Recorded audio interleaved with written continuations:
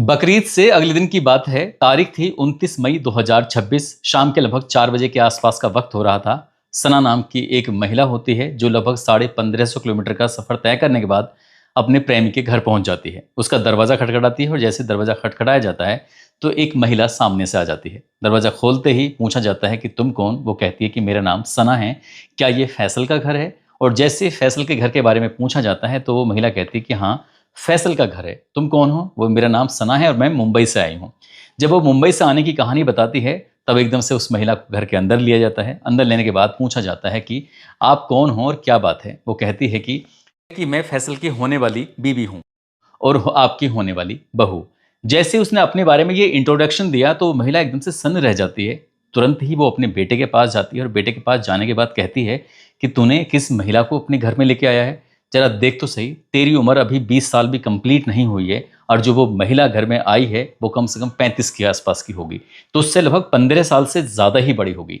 जैसे ही माँ ने अपने बेटे से ये बात कही, बेटे के पैरों तले ज़मीन खिसक जाती है। वो सोचने पर मजबूर हो जाता है कि आखिरकार वो इतना लंबा सफ़र तय करने के बाद घर कैसे पहुंच गई। तुरंत ही वो लड़का जो फैसल होता है, फैसल सना के पास पहुंचता है। सना को वो अपने प्यार की अपने बातों में उलझाता है। उलझाने के बाद कहता है कि तुम पहली बार शहर से गांव आई हो, आओ चलो तुम्हें जंगल घुमा के लेके आता हूँ।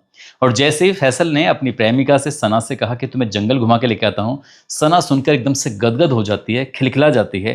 तुरंत ही उसके साथ बाइक पर बैठती है और बाइक पर बैठने के बाद जंगल की तरफ चली जाती है। ये उसने कभी नहीं सोचा था कि ये उसकी जिंदगी का आखिरी सफर होगा। वहां पहुंचते ही उसका कत्ल कर दिया जाता है और कत्ल करने के बाद उसकी लाश को दफन कर दिया जाता है। जैसे ही ये फैसला अपने घर पहुंचता है तो उसकी माँ पूछती है कि कहाँ है वो लड़की। वो कहता है कि मैं उसे बैठा के आ गया हूँ, वो अपने घर चली गई है। बिल्कुल भी परेशान होने की ज़रूरत नहीं है, ना मैं उससे शादी कर रहा हूँ ना वो मुझसे शादी कर रही है। वो अपनी ज़िंदगी में और मैं अपनी ज़िंदगी में। उसने लगा कि जो भी उसने किया है ये सब कुछ यहीं ख़त्म हो गया है, यहाँ से अब कुछ भी नहीं होगा। किसी को भी इस बात का पता नहीं चलेगा क्योंकि उसके घर वाले, परिवार वाले यहाँ से लगभग 1550 किलोमीटर दूर रहते हैं। लेकिन कहते हैं ना कि कत्ल चाहे कितने भी शातिर तरीके से क्यों ना कर लिया जाए, कातिल कभी छिप नहीं सकता। और इस कहानी में भी कुछ ऐसा ही होता है। आदाब, नमस्कार, सत श्री अकाल। मैं उस्मान सैफी। महाराष्ट्र प्रदेश के मुंबई शहर में एक थाना लगता है ओशिवरा, और ओशिवरा थाना क्षेत्र के अंतर्गत आने वाली एक पुलिस चौकी होती है जिसका नाम है जोगेश्वरी बेस्ट। जोगेश्वरी बेस्ट के अंतर्गत आने वाला एक मोहल्ला होता है आनंद नगर। और आनंद नगर इलाके में रहने वाली सना नाम की एक नर्स होती है जो कि हॉस्पिटल में काम करती है। उसका एक बेटा है। बेटे की उम्र लगभग 7 या 8 साल के आसपास रही होगी। बेटा अपनी माँ को फ़ोन करते हुए कहता है कि माँ, मेरा आज चिकन बिरयानी खाने का बहुत ज़्यादा मन कर रहा है। जैसे ही माँ ने ये बात सुनी उसने कहा कि जैसे ही मैं हॉस्पिटल से आ जाऊँगी उसके बाद चिकन लेके आ जाऊँगी, आके बिरयानी बना दूँगी। माँ ने बेटे की बात सुनी और बेटे की बात सुनने के बाद उसको याद रहा, लेकिन वो थोड़ी जल्दबाजी में थी, थोड़ी भगदड़ में थी, करे तो क्या करे, क्योंकि उसे हॉस्पिटल से ही निकलने में देर हो गई थी।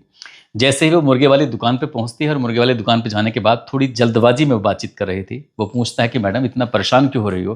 कहा कि मेरा बेटा मेरा इंतज़ार कर रहा है, उसने चिकन मांगा था और चिकन बिरयानी की डिमांड कर रहा था। भैया जितनी जल्दी हो सके मेरे लिए चिकन तैयार कर दीजिए।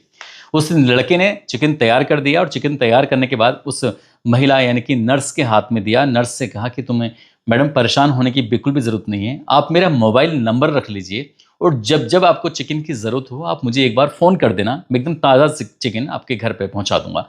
जैसे ही उस चिकन वाले ने ये बात कही तो महिला एकदम से खुश हो जाती है, कहती है कि हाँ, ये तो बड़ा ठीक हो जाएगा, आसान हो जाएगा। उस लड़के को अपनी पूरी जानकारी दी जाती है, एड्रेस दिया जाता है और एड्रेस देने के बाद फिर ये सिलसिला शुरू हो जाता है। जब भी कभी उसको चिकन की ज़रूरत पड़ती थी वो महिला उसे तुरंत फ़ोन करती थी और फ़ोन करने के बाद वो लड़का उसके घर पे चिकन पहुंचा दिया करता था। जब अब चाहे चिकन की बात हो या कि छोटा मोटा काम की बात हो, वो महिला यानी कि जिसका नाम सना होता है, उस चिकन वाले से जिसका नाम होता है फैसल, फैसल अंसारी, उससे जब भी किसी काम को कहा जाता था वो कभी मना नहीं करता था। उसका यही अंदाज इस नर्स को बहुत ज़्यादा पसंद आता है, बहुत ज़्यादा भाता है। जबकि उसने अपने पति से, अपने शोहर से जब भी कोई काम को कहती थी उसका शोहर हमेशा गुस्से में ही बात करता था और धीरे धीरे करके शोहर से उसका लगाव कम होता चला जाता है और जो ये लड़का होता है फैसल, उससे लगाव थोड़ा बढ़ जाता है। बेटा भी बड़ा हो रहा है, यानी कि अब 1 साल 1.5 साल इस तरह से निकलता चला जाता है और उसके बाद भी इनकी जो दोस्ती होती है वो गहरी हो जाती है और दोस्ती गहरी होने के साथ फिर इन दोनों के बीच में प्रेम संबंध शुरू हो जाता है। और प्रेम संबंध कुछ ऐसा शुरू होता है कि जब जब इस सना को मौका मिलता था फैसल के साथ वक्त बिताने का तो आराम से वक्त बिताया करते थे। कह सकते हैं कि दोनों के बीच में अवैध संबंध भी शुरू हो गए थे। अब ये दोनों की जिंदगी बिल्कुल ठीक ठाक चल रही थी, सब कुछ बहुत बढ़िया चल रहा था। इसी बीच में जो फैसल होता है उसने चिकन का काम छोड़ देता है, और चिकन का काम छोड़ने की वजह ये थी क्योंकि उसे थोड़ा सा दूर आना पड़ता था। वहीं पास में ही एक सैलून होता है, सैलून पर वो काम पे लग जाता है। लेकिन अपनी चिकन की शॉप पर उसने अपने पिता, जिसका नाम होता है नाजिम, और अपना एक भाई होता है, उनको इस काम पर छोड़ देता है और खुद वो सैलून का काम करना शुरू कर देता है। आनंद नगर इलाके में ही सैलून होता है और यहाँ से सना का घर बहुत ही करीब था, बहुत नज़दीक था। फिर इन्हें मिलने जुलने में कोई दिक्कत नहीं होती थी। जब भी मुलाकात करना होता था तब दोनों आराम से मिलते थे, बातचीत करते थे, और बातचीत का सिलसिला कुछ ऐसे ही चलता रहता है। एक दिन इस सना नाम की जो नर्स होती है, इस नर्स ने अपने पति से कहा कि मैं तुमसे दूर रहना चाहती हूँ और तुम भी मुझसे दूर चले जाओ, क्योंकि मैं तुम्हारे साथ कोई छल नहीं करना चाहती, कोई धोखा नहीं करना चाहती। मेरी ज़िंदगी में एक लड़का आ गया है और उस लड़के का नाम फैसल अंसारी है। मैं उससे बेइंतहा प्यार करती हूँ और उसी के साथ पूरी ज़िंदगी बिताना चाहती हूँ। उसने अपने पति से सहमति के बाद उससे तलाक ले लिया और तलाक लेने के बाद फिर वो उससे अलग रहने लगती है। अब यहाँ पर दोनों के बीच में कोई रोकने वाला टोकने वाला कोई था ही नहीं। तब जब मौका मिलता था तब आराम से बातचीत होती थी और मुलाकात होती थी। अब इसी मुलाकात का सिलसिला आगे बढ़ने लगता है। सना नाम की इस नर्स ने ये सपना देखना शुरू कर दिया था कि फैसल के साथ ही ज़िंदगी जीनी है, उससे निकाह करना है, उसके साथ रहना है, शादी करनी है और आगे की जो ज़िंदगी है वो खूबसूरत तरीके से जीनी है। फैसल जो होता है यहाँ से लगभग 1550 किलोमीटर दूर रहता है, जिसका उत्तर प्रदेश के जिला बिजनौर का थाना मंडावर लगता है। मंडावर थाना क्षेत्र का गांव लगता है नारायणपुर, और नारायणपुर का वो निवासी होता है। ईद का त्यौहार आने वाला था। जब ईद का त्यौहार आने वाला है तो उससे ये बिना बताए वहाँ से चुपचाप चला आता है अपने घर पर, अपने परिवार के बीच में ईद मनाने के लिए। और जैसे ही बकरा ईद मनाने के लिए वो आता है तो ये 28 मई 2026 को बकरा ईद का त्यौहार था, पर्व था। इधर जो सना होती है वो मुंबई में खुद को अकेला महसूस कर रही थी, परेशान हो रही थी। उसने अपने बेटे को इंतज़ाम किया कि बेटा तुम्हें अपनी खाला के यहाँ या फिर किसी नाना के यहाँ, जिसके भी उसने एक इंतज़ाम कर दिया था कि बेटा तुम वहाँ चले जाना, उनके पास रह लेना।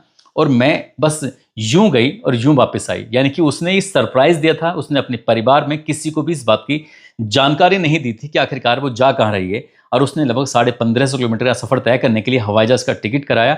हवाई जहाज़ उससे पहले लेकर गुजरात पहुँचता है। गुजरात से सीधे वो दिल्ली उससे उतार देता है, क्योंकि फ्लाइट जो थी वो डायरेक्ट नहीं थी, बल्कि फ्लाइट को एक जगह जाकर फिर दूसरी जगह पहुंचना था। इस हिसाब से उसको फ्लाइट मिल जाती है। दिल्ली पहुंचती है। दिल्ली से लोगों से पूछती है कि बिजनौर जाना है, बिजनौर का रास्ता क्या है। फिर उसको बिजनौर का रास्ता बताया जाता है। बिजनौर के बाद फिर मंडावर का रास्ता बताया जाता है, और मंडावर के बाद फिर वो गांव पहुंचती है नारायणपुर। उसे नारायणपुर जाना था। तो सना, जिसकी उम्र लगभग 35 साल के आसपास होती है, वो अपने प्रेमी को ये बात बताना नहीं चाहती थी, उसको सरप्राइज देना चाहती थी। और सरप्राइज देने के लिए वो पहुंच जाती है। 29 मई 2026 शाम के लगभग 4 बजे के आसपास का वक्त हो रहा था। किसी से पूछा कि यहाँ फैसल अंसारी का घर कौन सा है, जो मुंबई में रहता है, सैलून का काम करता है, उसके पापा चिकन का काम करते हैं। जब इस तरह की पूरी जानकारी मिल जाती है तो गांव के लोग बड़े सीधे साधे भोले भाले होते ही हैं। उन्होंने जाकर सीधा उस लड़की को उस के घर के दरवाजे पर छोड़ दिया। उनसे कहा कि तुम यहाँ से चले जाओ, मैं अब सीधे बात कर लूँगी। जैसे उसने दरवाज़ा खटखटाया, फैसल की अम्मी निकल के आती हैं। फैसल की माँ पूछती हैं कि आप कौन हो। वो कहती है कि मेरा नाम सना है और मैं मुंबई से आई हूँ। लेकिन वो पूछा जाता है कि आप कौन हैं। वो बताती है कि मैं फैसल की अम्मी हूँ। अब उसके बाद वो कहती है कि मैं तो आपके घर की बहू हूँ, अब आप के बेटे से मेरी शादी जल्दी से जल्दी करा दीजिए, निकाह करा दीजिए। जब इस तरह की बातचीत हो रही है, वो गले मिल के खुशी जाहिर कर रही है, लेकिन माँ के पैरों तले ज़मीन खिसक जाती है। माँ सोचने पर मजबूर हो जाती है कि मेरे बेटे ने आखिरकार क्या लड़की पसंद की है कि उसकी उम्र अभी कुछ भी नहीं है, यानी कि या 19 साल या 20 साल के आसपास है, और ये लड़की लगभग 35 साल से भी ज़्यादा की है। उससे पूछा जाता है कि क्या तुम्हारी शादी नहीं हुई। उसने बताया कि हाँ, शादी तो मेरी हो चुकी थी, लेकिन मैंने अपने पति से, अपने शौहर से तलाक ले लिया है। उसका लगभग 9 साल का एक बेटा भी है। जब इस तरह की पूरी जानकारी मिल जाती है तो माँ अपने बेटे को डांटते फटकारते हुए कहती है कि तूने कहाँ से इस लड़की को गले डाल लिया है, कैसी हरकत तूने की है, क्या तूने कुछ के साथ गलत तो नहीं किया है। जब माँ ने अपने बेटे को डांटा तो बेटे ने यहाँ मौका पाते ही कहता है सब कुछ ठीक हो जाएगा, तुम्हें परेशान होने की बिल्कुल भी जरूरत नहीं है। तुरंत ही मौका पाता है, उसको खेतों की तरफ लेके चला जाता है। ये मंडावर थाना क्षेत्र का फतेहपुर सभा चंद एक गांव लगता है। यहीं इस गांव के पास में एक खेत है देवेंद्र चौहान का, जो ईख का खेत है। वो ईख के खेत में उसको लेके जाता है जंगल दिखाने के बहाने से। वहीं पास में गंगा नदी है, उसको दिखाने के बहाने से उसने मौका पाता है, और मौका पाते ही उस लड़की का गला घोंटता है। गला घोंटने के बाद उसकी हत्या कर देता है। और जैसी हत्या करता है तो उसके बाद इसी ईख के खेत में एक बड़ा गड्ढा खोदा जाता है। गड्ढा खोदने के बाद उस महिला को उसके अंदर दफन कर देता है, और दफन करने के बाद वहाँ से वापस अपने घर आ जाता है। जब घर आता है तो उसके परिवार के लोग पूछ रहे थे कि सना कहाँ चली गई, वो उससे कह दो कि खाना खा लेगी। उसने कहा कि नहीं नहीं, मैंने उसे वापस कर दिया है, वो अपने घर चली गई है, बिल्कुल परेशान होने की ज़रूरत नहीं है। लेकिन ये सब करने में उसे रात के 8:30-9 बजे के आसपास का वक्त हो जाता है। यह पूरा काम करने के बाद यहाँ से ईद का त्यौहार मनाकर चुपचाप वापस मुंबई जाता है, अपने सैलून के काम को करने लगता है। ठीक वैसे ही जैसे क्या कि उसकी उसकी ज़िंदगी में कुछ हुआ ही नहीं है, एकदम से नॉर्मल ज़िंदगी वो जी रहा था। जो भी उसके पास कस्टमर आ रहे थे, उन कस्टमरों से भी बातचीत कर रहा था। उधर जो सना के घर वाले होते हैं, परिवार वाले होते हैं, जो उसका बेटा है, वो बेइंतहा परेशान था अपनी अम्मी को लेकर। आखिरकार उसके घर वाले उसका इंतजार कर रहे थे। तभी घर वालों ने, खासकर जो उसकी बहन होती है, बहन जिसका नाम शबाना आसिफ शेख होता है, वो सीधा फैसल के पास पहुंच जाती है और फैसल से जाकर कहती कि फैसल, कई दिनों से दिख रही हैं कि जो सना है वो सना दिखाई नहीं दे रही है, क्या तुमने सना को देखा है? और जैसे ही ये बात उसने फैसल अंसारी ने सुनी, फैसल अंसारी कहता है कि अरे वो पता नहीं कहाँ गायब हो गई, चाबी थी, चाबी भी साथ लेके चली गई है। और वो खुद भी ढूंढने की पूरी पूरी एक्टिंग कर रहा था। और एक इस तरह से एक्टिंग करता है कि जहाँ थाने जाना हो तो साथ जा रहा है, कहीं ढूंढने वाली बात हो तो साथ ढूंढ रहा है, सब कुछ वो साथ साथ कर रहा था। अब ऐसी स्थिति में घर वाले थोड़ा परेशान हो जाते हैं। जब इंतजार करते करते 1-2 दिन बीत जाता है, तब 2 जून 2026 को सीधे नज़दीकी पुलिस स्टेशन ओसी बरा में पहुंच जाते हैं, जहाँ की पुलिस चौकी होती है जोगेश्वरी वैस। वहां जाने के बाद एसएचओ से पूरी बात करते हैं, पूरी कहानी बताते हैं। एसएचओ उसमें मुकदमा तो दर्ज कर लेता है, लेकिन शुरुआत में वो इतना गंभीरता से इसे नहीं ले रहे थे। उसके बाद परिवार वालों ने जब लगातार कोशिश करना शुरू कर दिया, थाने जाकर बैठना शुरू कर दिया, उसके बाद इस महिला की, सना की, एक सीडीआर यानी कि कॉल डेटा रिकॉर्ड निकलवाया जाता है। और उस कॉल डेटा रिकॉर्ड से पता चलता है कि जो उसकी अंतिम लोकेशन है वो उत्तर प्रदेश के जिला बिजनौर के मंडावर थाना क्षेत्र के गांव नारायणपुर में उसकी लोकेशन पाई जाती है। पुलिस अब समझ जाती है, क्योंकि फैसल से वो बातचीत करती थी और फैसल एफआईआर दर्ज कराने भी साथ आया था।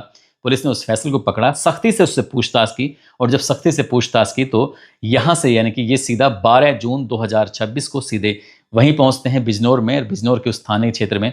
अब जब उसे लोकल पुलिस से, मंडावर पुलिस से जब बातचीत की जाती है, पुलिस ने जब उसे सख्ती से पूछताछ की तो वो एक खेत में लेके जाता है। खेत में वो बताता है वो जगह की जगह कहाँ है। इसके बाद फिर सीओ सिटी, एसएचओ और एएसपी डॉक्टर केजी सिंह और मजिस्ट्रेट, इनके सामने ही उस जहां लाश को दफनाया गया था, उस लाश को बाहर निकाला जाता है, उसको पोस्टमार्टम के लिए भेजा जाता है।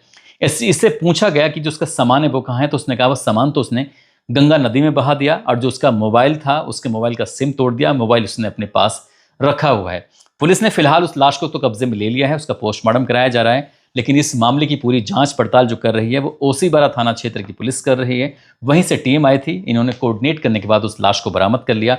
इस घटनाक्रम में फैसल अंसारी के साथ और कितने लोग शामिल हैं ये भी जांच का विषय है, लेकिन जब उसने घटनाक्रम को इसे अंजाम दिया तो आसपास के, खासकर बिजनौर इलाके के लोगों को बिल्कुल भी यकीन नहीं हो रहा था कि फैसल अंसारी ने इतनी शार्प तरीके से, इतने शातिर तरीके से काम कर दिया, और ये सोचकर कि किसी को पता नहीं चलेगा।